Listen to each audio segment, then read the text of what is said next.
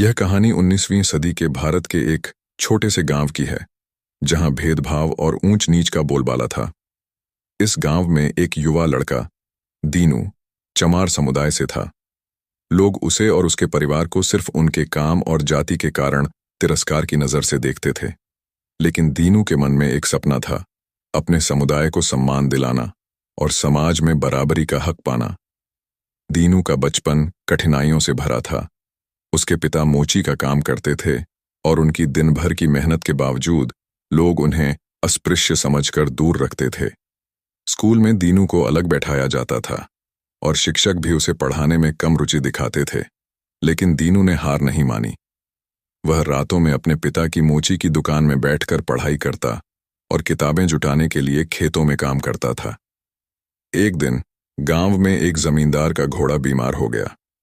जमींदार ने उसे मारा पीटा, लेकिन घोड़ा चलने में असमर्थ था। दीनू ने घोड़े को देखा और अपने ज्ञान से उसे ठीक करने की कोशिश की। वह सफल रहा। जमींदार ने पहली बार दीनू की तारीफ की, लेकिन यह भी कहा, तुम्हारा काम तो यही है, नीचे का काम।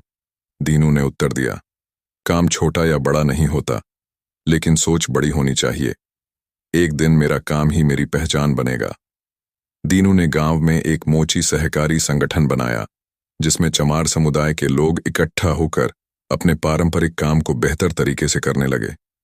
उन्होंने नए डिजाइन और तकनीक अपनाई, जिससे उनके बनाए जूते दूर दूर तक बिकने लगे।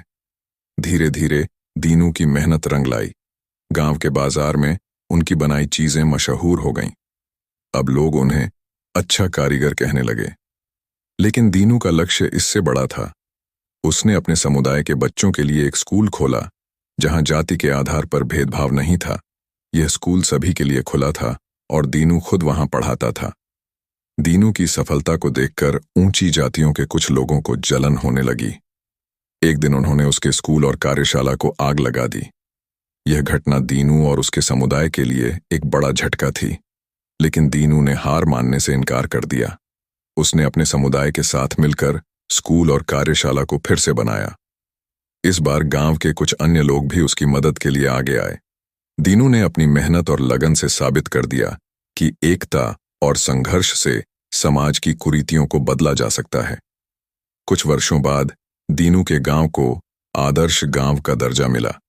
उसकी सहकारी समिति पूरे राज्य में मशहूर हो गई। अब लोग उसे उसके काम और योगदान के लिए जानते थे, न कि उसकी जाति के लिए।